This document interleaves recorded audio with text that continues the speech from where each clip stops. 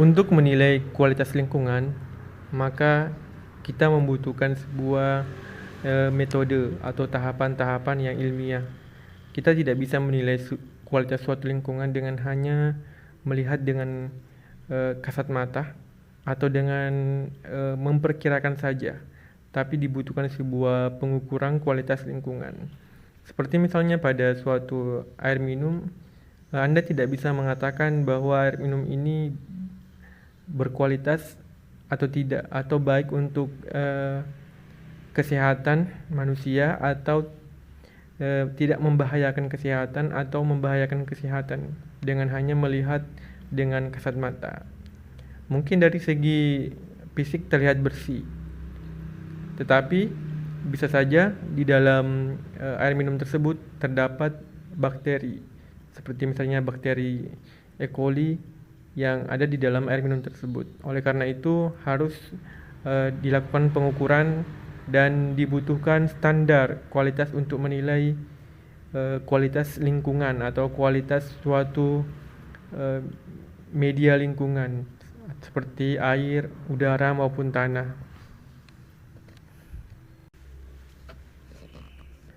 Secara umum, analisis kualitas lingkungan bertujuan untuk mengetahui perubahan lingkungan yang menyebabkan penurunan kualitas lingkungan yang kemudian berdampak pada gangguan kesehatan pada suatu organisme yang ada di ekosistem tersebut.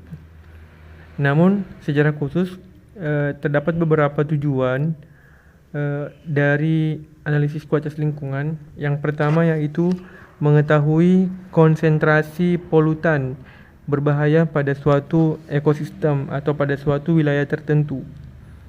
Yang kedua yaitu analisis kualitas lingkungan bertujuan untuk mengidentifikasi potensi ancaman polutan terhadap kesehatan manusia dan ekosistem alamiah.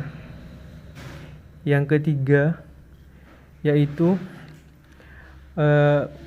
memberikan informasi kepada masyarakat tentang kualitas lingkungan yang telah dilakukan pengukuran kualitas lingkungan. Dan yang terakhir, memberikan masukan bagi pengambil keputusan dalam hal bagaimana pemerintah membuat kebijakan yang kemudian dapat mencegah terjadinya penyakit akibat perubahan lingkungan yang terjadi. Adapun tahapan analisis kualitas lingkungan terbagi menjadi 4 tahapan, yaitu yang pertama sampling atau pengambilan sampel, termasuk juga penentuan sampel dan metode yang digunakan.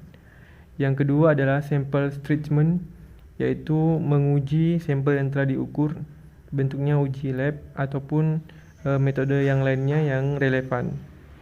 Yang berikutnya adalah analisis dari hasil pengukuran atau uji laboratorium, maka dilakukan analisis. Dan yang terakhir adalah calculation and interpretation of result, atau yang keempat ini adalah menjelaskan hasil yang didapatkan dari pengukuran kualitas lingkungan yang telah dilakukan.